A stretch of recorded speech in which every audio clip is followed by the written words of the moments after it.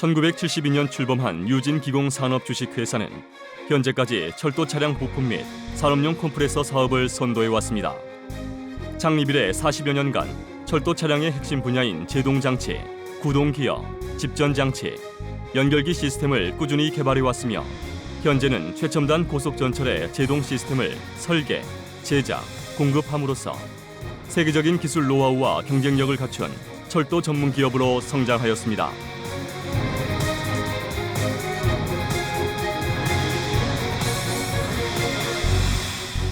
또한 유진기공산업주식회사는 뛰어난 연구 인력을 바탕으로 빠르게 변화하는 기술과 환경에 대응해 나갈 것입니다.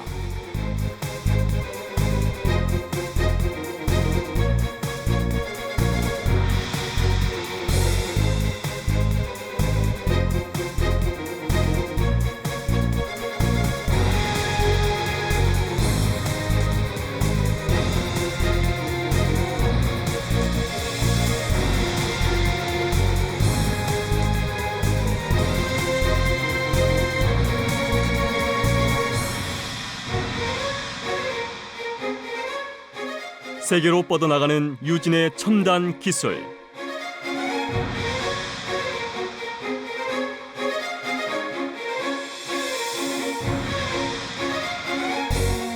승객의 안전을 책임지는 유진의 제동 시스템은 제동 제어, 대차 제동 장치, 압축 공기 시스템 전체를 공급할 수 있으며 최신 기술 제품으로 시장을 선도해 나가고 있습니다. 차량 정보와 우수한 연계성으로 빠른 대응이 가능하며 컴팩트하고 모듈화된 제품으로 차량 조립의 편의성 및 사용자의 유지 보수에 용이하게 설계하였습니다. 첨단 소프트웨어 및 프로그래밍 기술을 바탕으로 한 전자 제어 장치는 세계 최고 수준의 안전 무결성 인증을 획득하였고 차량의 각종 컴퓨터 및 신호 체계와 연계하여 승객의 안전을 책임지고 있습니다.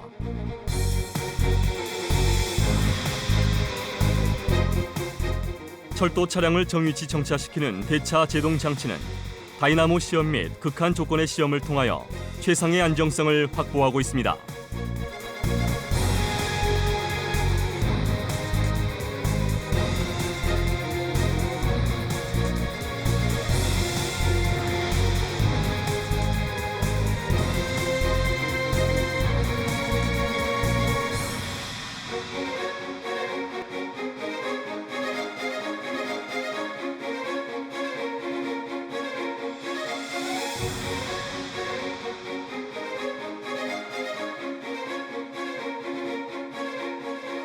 저소음, 저진동, 고효율 컴프레서는 친환경 설계로 깨끗한 압축 공기를 공급합니다.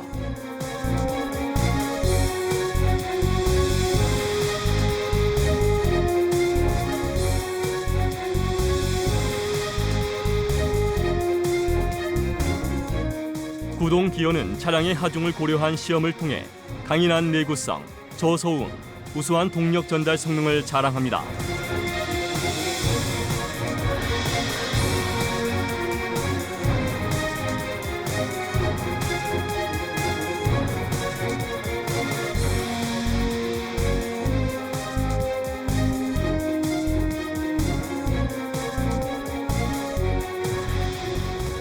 유진의 연결기는 충돌 조건 등을 고려한 설계로 차량 및 승객의 안전을 책임집니다.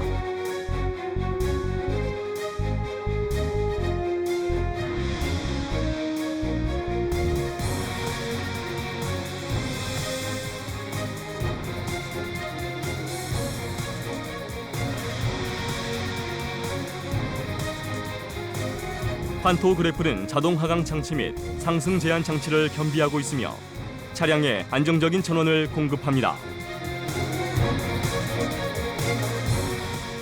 마이코스 컴프레서가 산업용 공기압축기 시장을 선도하고 있습니다.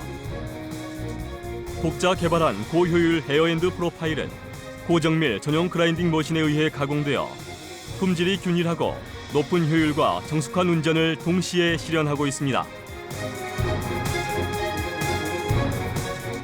또한 최신의 측정기에서 전용 프로그램을 통한 완벽한 품질 검사와 품질 시스템의 구축은 한 번의 오작동도 허용되지 않는 40년 철도 차량 스크류 컴프레서의 경험의 토대입니다.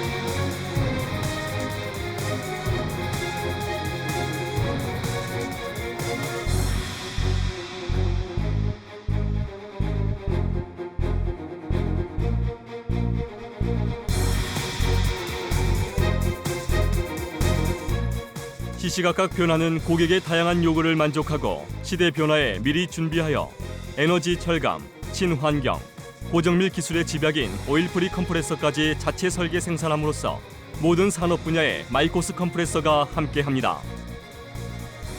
안전한 미래를 향한 끝없는 도전, 바로 유진이 앞장서겠습니다.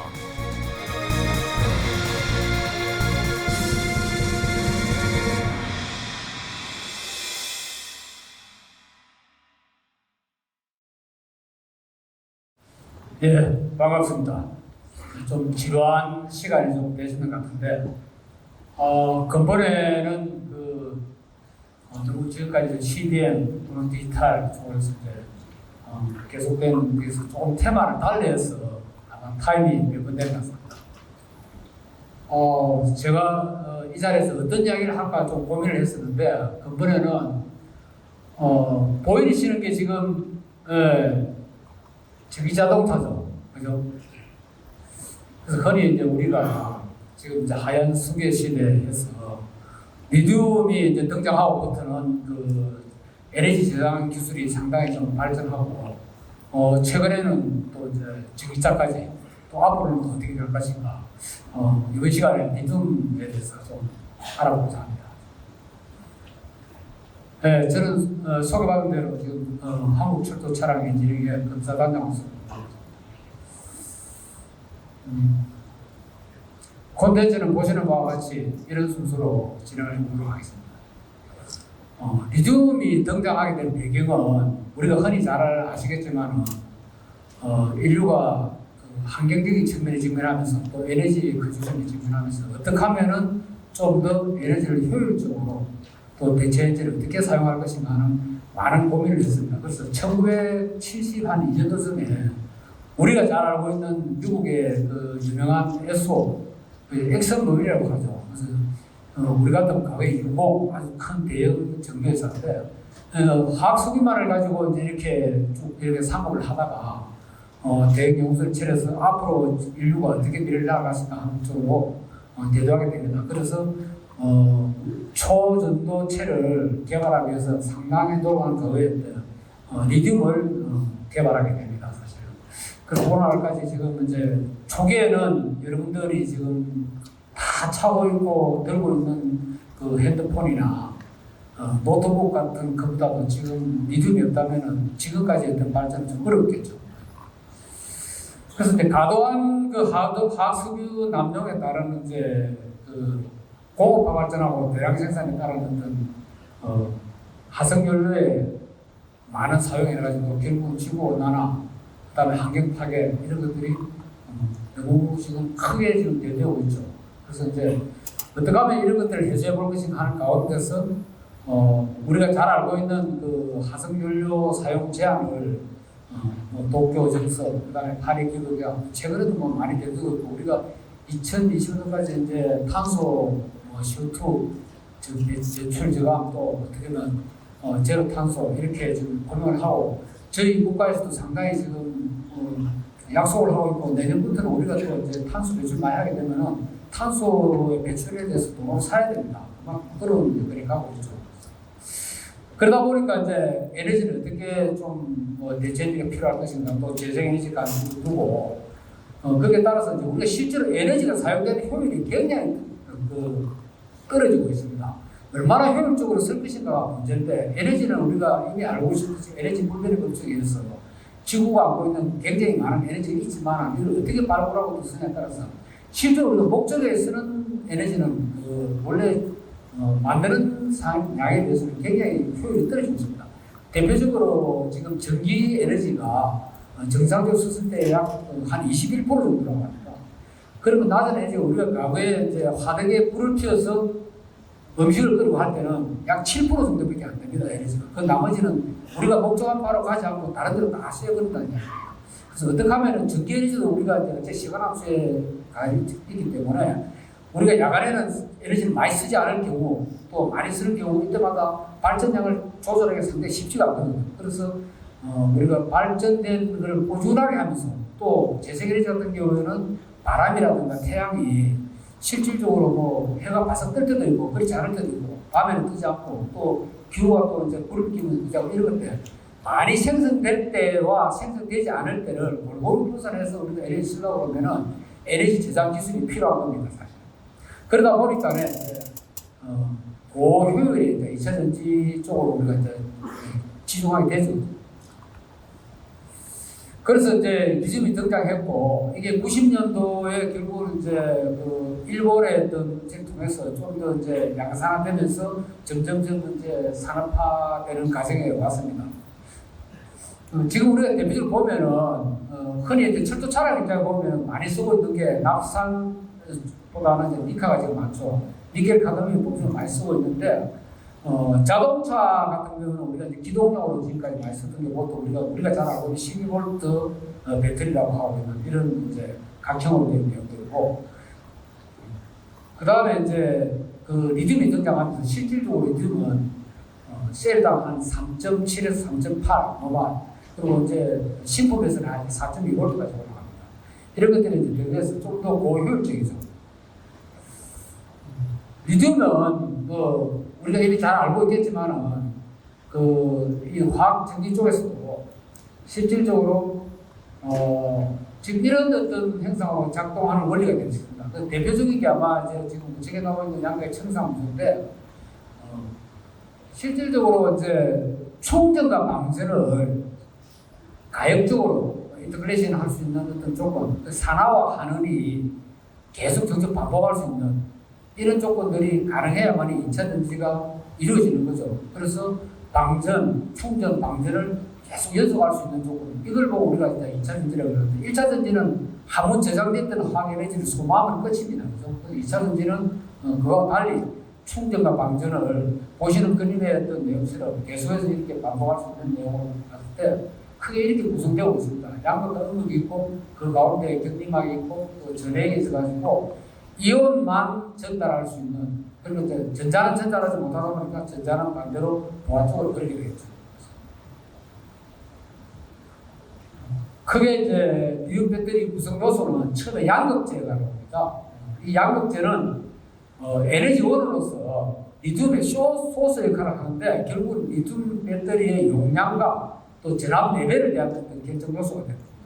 근데 전구체라 하면은 양극재나 음극재가 되기 전에 양극재 전구체란 말이 요소가 많이 나오는데 결국은 이제 2차 전지 특성을 유지하는 리튬과 결합해가지고 양극재를 완성하는데 크게 많이 쓰고 있는 우리가 삼원계에 보면은 니켈, 코발트, 알루미늄, 니켈, 코발트, 망간 이렇게 크게 이게 한 4종류의 어떤 내용들이 이 상태로 존재할 때는 이걸 전구체라고 해요.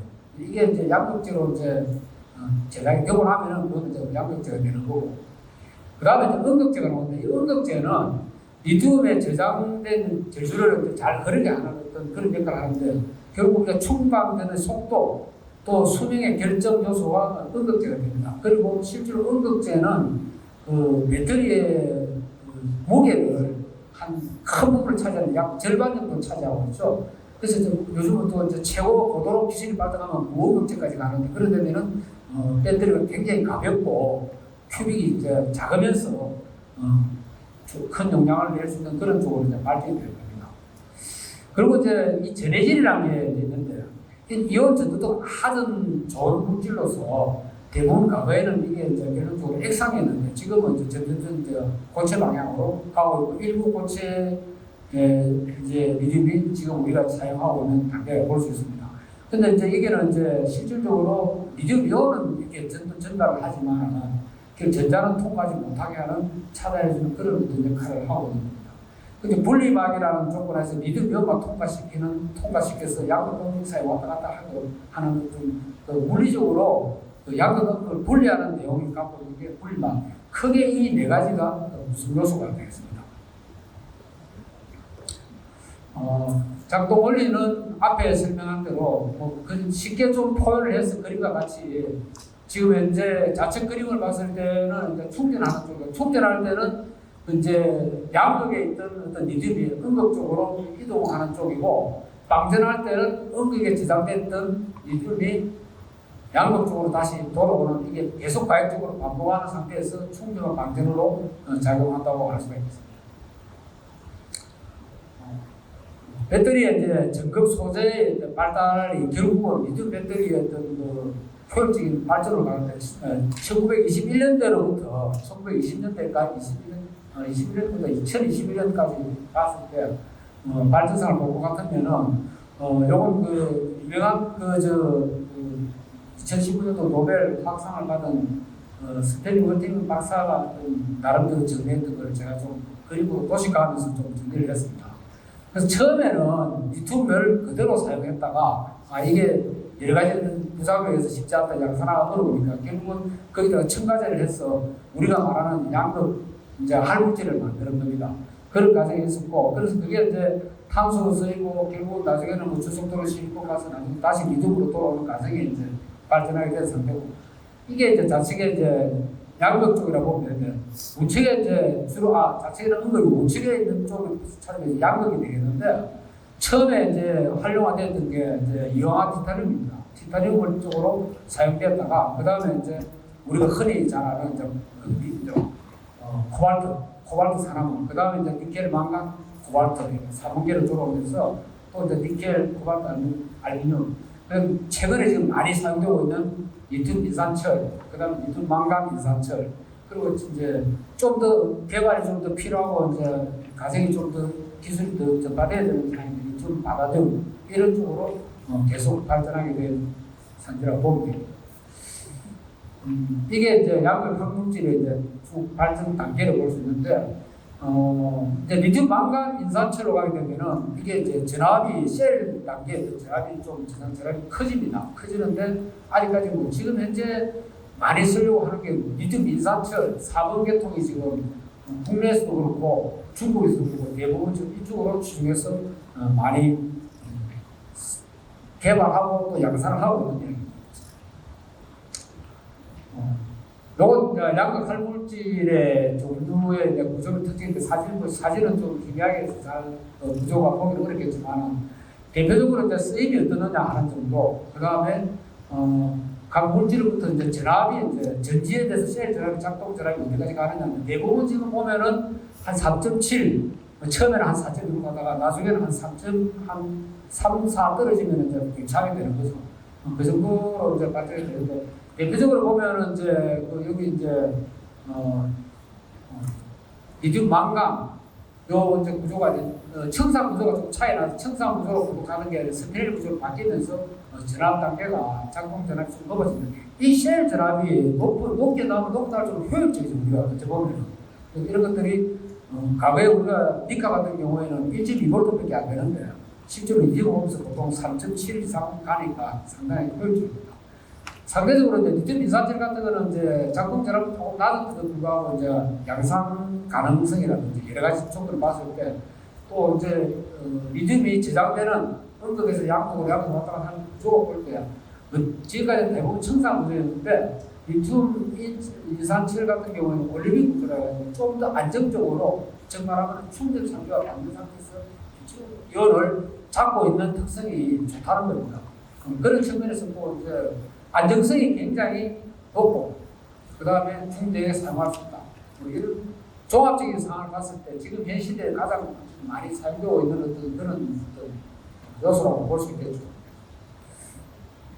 에너지 밀도는 스탠리 워팅 박사가 2021년도에 발표한 내용을 제가 종합을 해봤는데 우리가 이제 아무리 에너지 좋아도 부피가 굉장히 크면 의미가 없겠죠. 그래서 항공기에는 배터리를 달고 지금 한 2시간까지는 가능한데 그 이상 가는 항공기를 가지고는 효율이 없겠죠. 도대체 무거운 것들 장착하고 다녀야 되니까. 또 부피도 굉장히 커야 되고 하니까. 어떻게 하면은 부피를 적게 하고 중량을 적게 하는 상태에서 내가 원하는 만큼의 에너지를 내야 됩니다. 그래서 자동차도 하부 충전했을 때 100km 가면 효과가 별로 없을 거 아닙니까? 지금 한 600km 간다고 하니까 자동차는 가벼운 차들이 대부분 지금 그 거리를 갈 수 있는데 좀 중형차들은 지금도 한 400km 정도밖에 못 가는 프로예요. 이런 거는 결국은 이제 배터리의 중량하고 부피하고의 영향이 있는 겁니다. 그래서 부피당 에너지 밀도가 어떻게 되느냐, 또 중량당 에너지 밀도가 어떻게 되느냐 하는 게 관건이 되겠죠. 그래서 실질적으로는 리튬이 보편적으로 지금 이제 이런 상으로 이게 리터당 이제 0.6 kWh 그다음에 이제 뭐 리튬 금속을 응급제로 만약에 하려고 했을 때는 뭐 1kWh까지 가능하다 했죠. 이론상으로 이만큼 이제 최적 에너지 밀도가 높다는 거죠. 그래서 만약에 이제 고응급으로 간다면은 1.4kWh까지 가능하다는 얘기예요. 그래서 이론상 에너지 밀도와 실제 에너지 밀도 차이가 커서 높은 에너지 밀도를 올리는데 지금 연구를 많이 치중하고 있는 과정입니다. 그래서 미국 같은 경우에는 에너지부가 따로 있어가지고 요건 이제 2000년도 초기부터 시작했는데 약 500 와트H 킬로그램당 이건 중량을 대비해가지고 부피는 또 고사하고 중량을 목표로 했을 때 500와트를 낼 수 있도록 1kg당 이렇게 이제 추진했는데 이제 17년도에 이제 300kW를 달성했는데 이때는 겨우 한 54이클 54이클이라고 하면은 완전 충격과 완전 방전을 몇 번 할 수 있느냐? 그럼 이제 해수가 작기 때문에 효율이 떨어지겠죠. 그래서 2020년도에 350와트를 킬로당 내면서 404이클까지는 정도는 완전 충격, 완전 방전을 한다면은 앞에 있는 54개 한 8배 정도 효과가 있으니까 그만큼 오래 쓸 수가 있다는 거죠. 그리고 지금은 이제 보통 이제 700 와트 정도로 이제 하겠다는 얘기인데, 요거 700와트는 부피에 대비고 중량 대비는 350. 상당히 획기적인 어떤 범위까지 올라온다고 볼 수 있는. 요거는 이제 또 이제 에너지 밀도가 열 안 돼서 우리가 배터리를 쓰다 보니까 사실은 열에 굉장히 좀 약하죠. 겨울철에는 뭐 자동차나 지하주차장에 대한 뭐 아시다시피 배터리가 그만큼 성능이 떨어집니다. 그래서 온도하고 밀접한 관계가 있는데 이걸 어떻게 하면은 좀 더 온도 영향을 적게받고 또 이제 자기가 스스로 작용하면서 발생하는 열에 대해서 또 반응을 좀 줄 수 있는가 하는 걸 하기 위해서 지금 3차트를 만들어서 보고 있는데 열 안정성에 대한 자체 차트, 지금은 유지 용량에 대한 차트와 그 다음에 방전 용량. 방전 용량이라면 배터리의 특성과 용량하고 같은 개념이 되겠죠. 그래서 이 도표는 우리가 이제 한양대학교 이제 박사님께서 추진해서 연구를 해서 발표한 자료입니다. 선양국 교수님께서 재료공학자가 연구진을 통해서 발표한 내용인데 전 세계적으로 유명한 내용으로서 오픈됐죠, 사실은.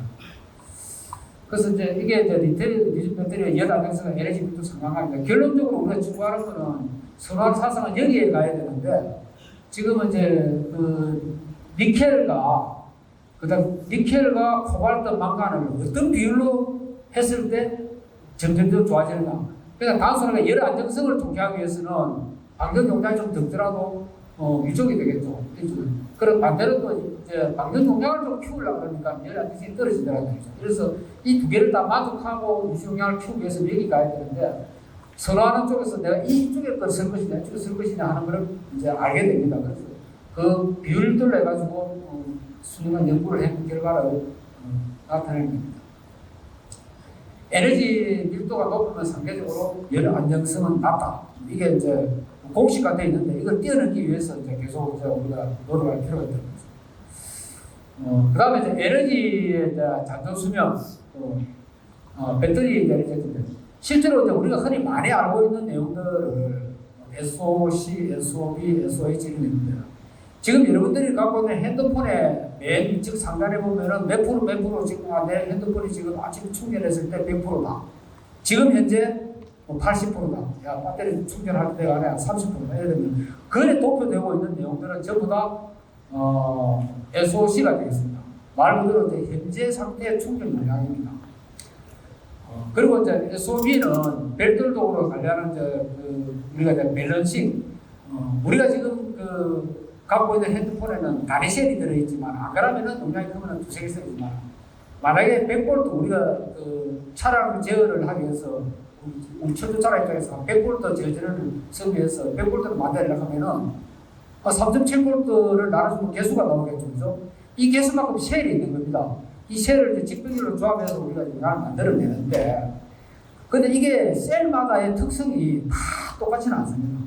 결국 셀의 용량이 똑같이 방전하고 똑같이 충전하면 아주 뛰어난 좋은 제품인데 그게 다 틀리기 때문에 매번 밸런싱을 조절해야 됩니다. 그래서 SOB라는 게 어떻게 하면은 그 바라지 상태가 고려되는가? 또 충전할 때 이것 때문에 일부러 저항을 중간에 가감해가지고 그 순서를 뒤를 세웁니다. 똑같이 충전되기 위해서 먼저 충전됐던 저항을 줘가지고 적은 전원을 보내고 지금 못 따라오고 있는 셀한테는 좀 더 많이 주고 이래서 비슷하게 맞춰가는 과정이 있거든요. 이게 이제 우리가 기본적으로 반드시 있어야 되는 어떤 그 설비가 있죠. 리튬 배터리를 쓰기 위해서는. 나중에 나오면 되겠죠. 그리고 SOH가 있는데, SOH는 실질적으로 우리가 알 수가 없어요.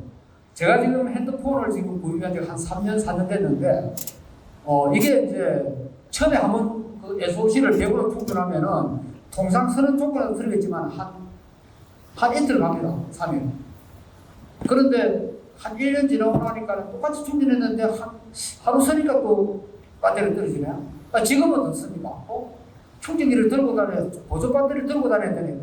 결국은 그건 뭐냐면은 SOC는 충전할 때 올라가면 100입니다. 설정 떨어진대. 그러나 이 SOH가 이제 줄었다는 겁니다. 그 대표적으로 처음 새로 살 때는 완전한 컵처럼 용량이 되는데 이거 물을 꽉 채우면은 SOH가 이 상태라면은 물을 가득 채울 수 있다면 SOC가 되겠죠. 그 물이 줄면 많이 줄면은 SOC가 50%. 여러분들 핸드폰 상단에 우체가 50% 들어오구나. 그럼 충전 좀 해야지. 지금 누구 집에 갈 때 쓰겠나? 이렇게 되는데 이게 눈에 보이지 않지만은 점점 사용하다 보면 오래 사다 보면 이게 줄어버립니다. 이 줄어버리면은 결국 뭡니까? 한 70% 되면은 여 70% 상태 SOH라도 SOC는 여기 차면 100이 되고 이 상태에서 100과 0을 표시를 하고 있거든요. 그래서 우리가 SOH는 점점 이제 줄면은 나중에 이제 효용가 좀 떨어져서 지금 떨어집니다. 내 목적한테 쓸 수가 없죠. 그래서 이제 핸드폰을 바꾸게 되고 아까는 배터리를 바꾼다 이렇게 되는 겁니다. 그래서 이제 SOH와 SOC는 우리가 구분할 줄 알아야 되는 부분이 있어요. 그래서 SOH가 통상 일반적인 그 가외 배터리 납산 배터리를 볼 것 같으면은 그건 보통 한 80% 되면은 배터리에게서는 바꾸는 겁니다. 내 목적에서 더 쓰면은 경제지지 못하다. 근데 리튬 이온만큼은 아직도 학자들이 이야기를 못하고 있는 게 최근에 70%까지 쓸 수 있다. SOH. 즉 말하면 내 자동차를 썼다면 자동차에 평소에 사용하는 조건이 처음에는 한 600km 가다가 나중에 만충전하니까 한 1년 쓰니까 한 560km, 500km 자꾸 주네. 이래 되면 결론적으로 나중에는 한 300km 못 간다. 그러면 이거 내가 불편해서 안 되겠네. 배터리를 바꿔야 되나? 뭐 이렇게 되는 거죠. 그게 이제 점점 SOH가 줄어가는 과정입니다. 그래서 보편화된 내용들이 지금 이제 SOH를 리튬 배터리만큼은 70%까지 쓸 수 있다. 쓰는 게 맞다. 또 어떤 때는 60%까지 쓸 수 있다는 게 지금 에너지정책위원회에서 나오는 이야기들입니다. 그리고 이제 국내에서는 이제 아직까지 이렇게 큰 용량으로 동용용으로 많이 쓰지 않았기 때문에 전기자동차가 나온 지 이제 그렇게 오래되지 않았고 해서 점점 이제 배터리에 대한 이제 구속 처리 문제가 이제 법적으로 정리되어 있죠. 그래서 자동차계에서는 이미 먼저 법제화를 하고 있는 과정입니다. 크게 이제 SOH는 이제 배터리 초기 기준 용량 성능 대비 현재 배터리의 용량 상태를 이야기하는 성능 지표가 되겠고, 그 외적으로는 성능이나 또 안정성을 요구하는 각종 이런 그 배터리를 평가하는 상태를 평가하는 지표들이 이렇게 나열되어 있습니다.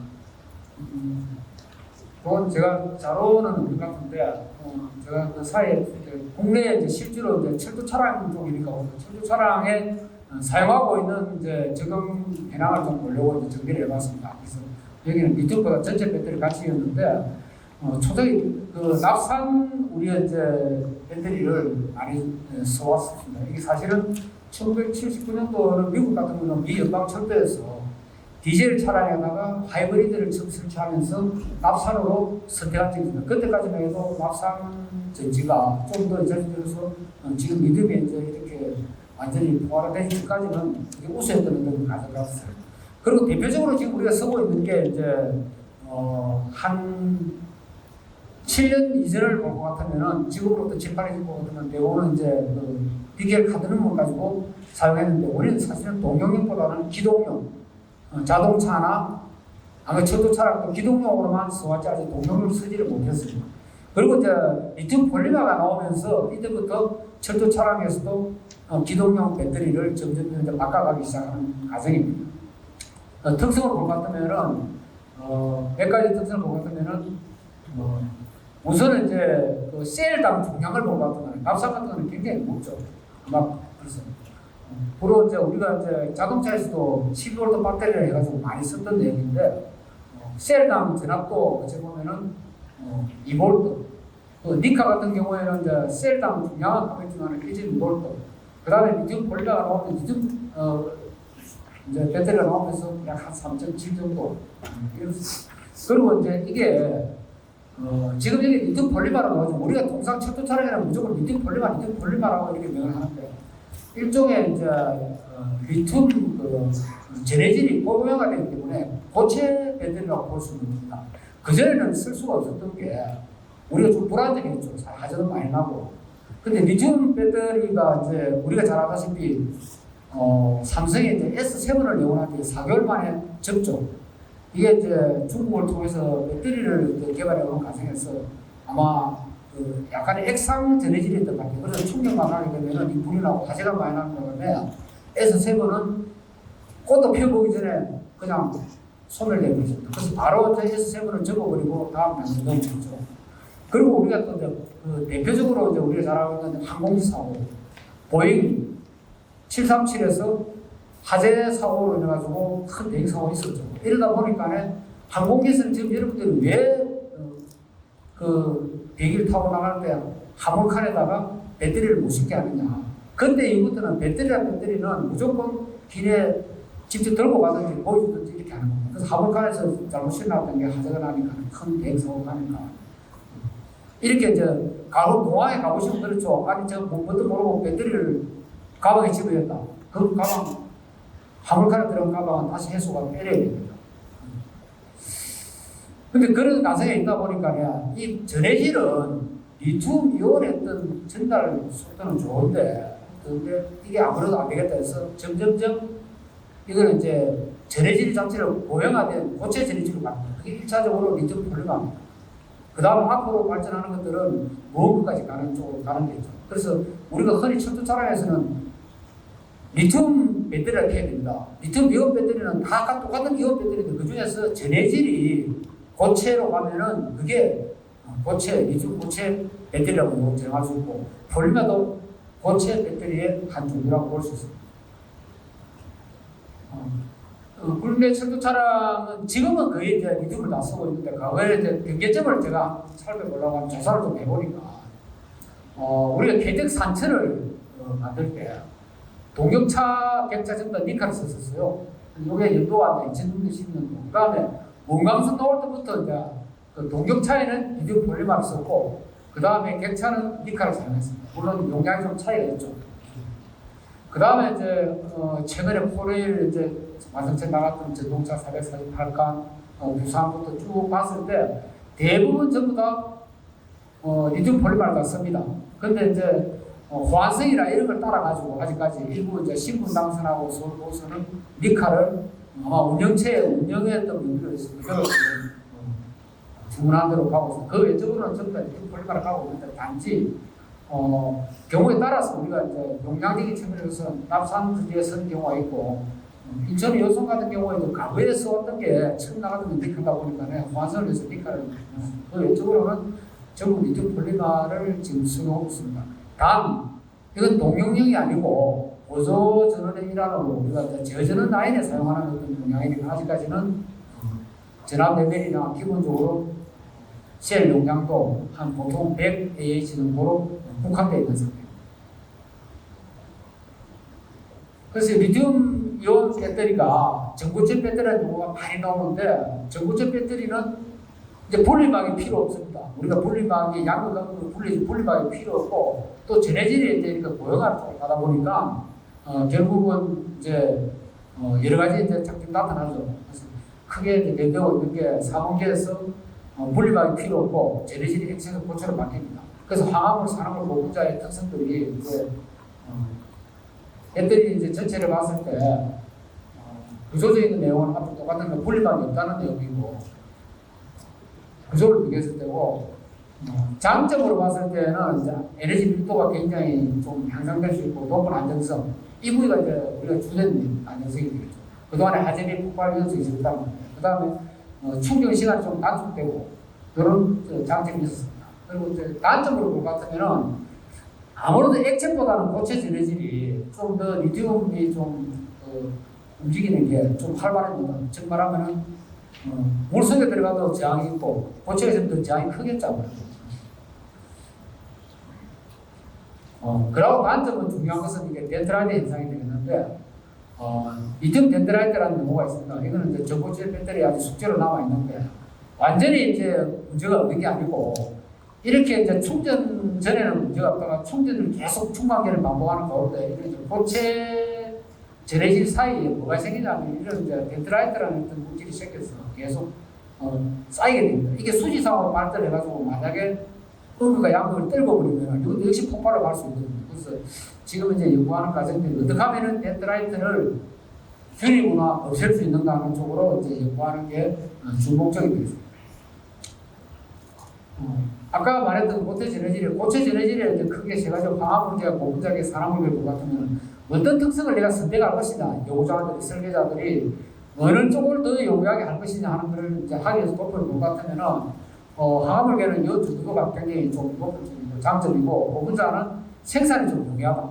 아무리 좋아도 채산성이 좀 안 되겠죠. 그래서 산화물계는 요 주도가 좀 좋기는 한데 생산이 또 떨어지면서 온도 안정성이나 습도 안정성이 조금 용이하다. 이걸 잘 보고 이제 선택하는 쪽으로 가야 되겠죠. 시장 동향은 지금 현재 금년도 기준을 봤을 때, 작년도 봤을 때, 지금 지표상으로 84가 나오는데, 앞으로 만약에 약 기준을 봤을 때, 우측 도표를 잘 볼 것 같으면은, 2027년까지 100만 달러 단위로 봤을 때 세계 얼마나 팽창할 것이냐 하는 걸 보여주고 있습니다. 이렇게 급성장할 수 있다는 건 얘기죠. 그리고 이제 또 전기차용으로 봤을 때는 이제 지금 현재 우리가 내년도 예상하는 기준을 봤을 때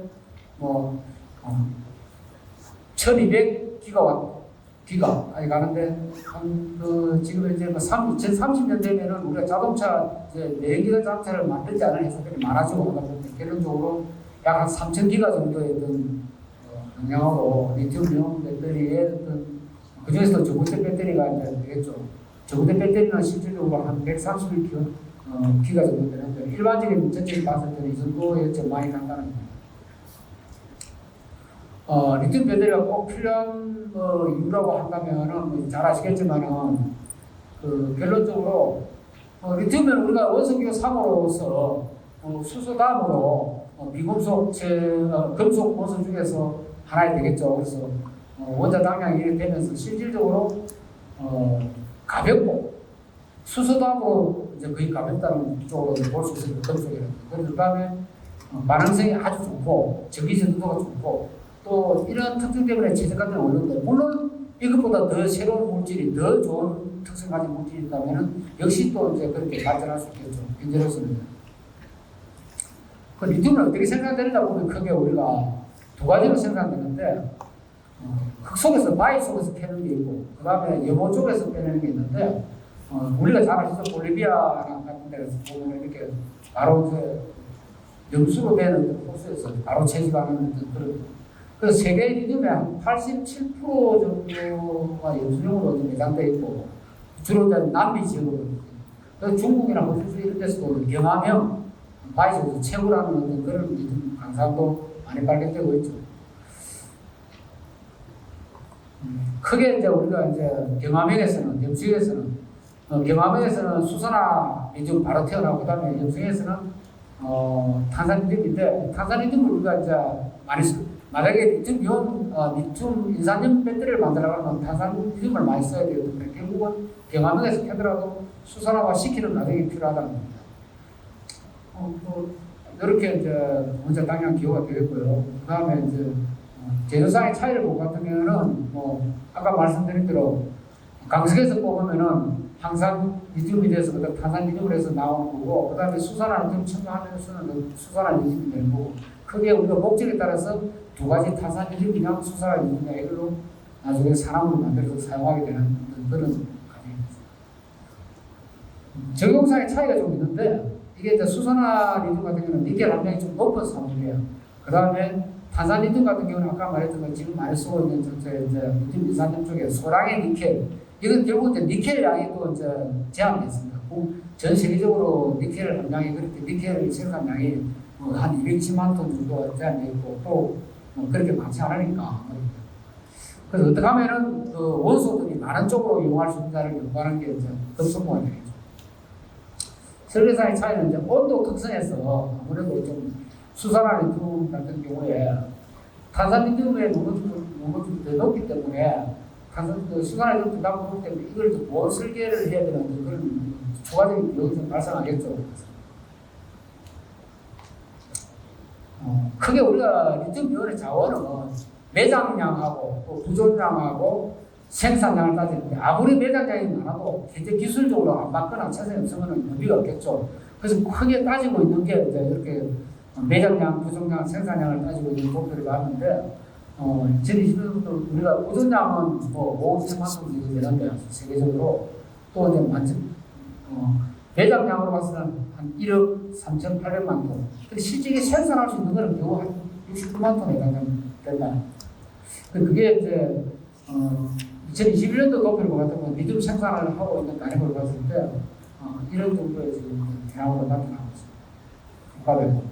그리고 배터리 자원이 이제 사실 보면은 중국이 엄청나게 큰 자원이 많은 게 아니고 설비를 가지고 생산을 한다는 겁니다. 정말 정연 공장이 많고 또 이게 이제 에너지가 많이 들어가니까 이런 측면에서 이제 많이 중국이 이제 리튬에 대한 걸 많이 잡고 있는 상황인데 실제로 이제 전 세계적으로 지금 발표된 목표로 봤을 때는 좀 다르게 나타나고 있죠. 백신 광고를 보면은 뭐 이런 정도로 진행된 목표가 나오는데 우리는 사실은 부족 자원이 없어서 많이 어렵습니다. 그래서 어떻게 하고 있느냐? 가격은 뭐 별도로 도표를 보면 이해할 것이고 국내 업체도 이제 그냥 있지는 않습니다. 그래서 사실은 우리가 잘 아는 그 포스코 풀체인이 지금 이제 그 2차전지 소재를 개발하기 위해서 굉장히 많이 노력하고 있고 2010년 당시에 포스코 컴텍이라고 시작했던 그 포스코 홀딩스 관련 회사가 당시에 그 우리가 보면 응급제가 한 1%밖에 안 됐어요. 전부 다 수입이 왔는데 이걸 지금은 이제 엄청난 이제 응급제 공장을 가동해가지고 상당히 지금 많이 발전했죠. 그래서 당시에 지금은 상당히 이제 우리 국내에서도 많은 어떤 준비를 하고 있고 또 이제 LG화학이나 다른 쪽에서도 이렇게 하고 있는데 모로코 같은 경우에는 전 세계에서 인강을 갖고 있는 매장량이 약 한 74%를 차지하고 있는데 모로코 같은 경우에는 또 이제 미국하고의 그 기본적인 무역 관련 혜택이 되기 때문에 모로코에서 생산하면은 우리가 혜택을 볼 수 있습니다. 그러다 보니까 아마 이런 인도네시아가 니켈 매장량이 이 정도 되는데 그래서 인도네시아에 가느냐 어디 가느냐 해서 우리 국내 기업들도 많은 준비를 하고 있는 그런 상황입니다. 다만 이제 앞으로는 자동차를 넘어서 좀 더 지나고 나면 지금 우리가 이제 트램을 이제 우리가 배터리 트램을 이제 준비하는 과정 지금 수송 트램 준비하고 있는데 앞으로 할 것이며 자동차를 떠나서 철도 차량의 어떤 에너지 원수도 좀 더 개발이 되고 이제 이게 단위 부피당 단위 양당의 어떤 고효율적인 어떤 모험 쪽으로 가는 어떤 그런 리튬 배터리가 개발되는 과정이 되면 철도 차량의 어떤 에너지는 동력의 에너지 원으로도 적응하지 않을까 생각합니다. 네, 이상입니다. 네, 김재영 공동단장님 감사합니다.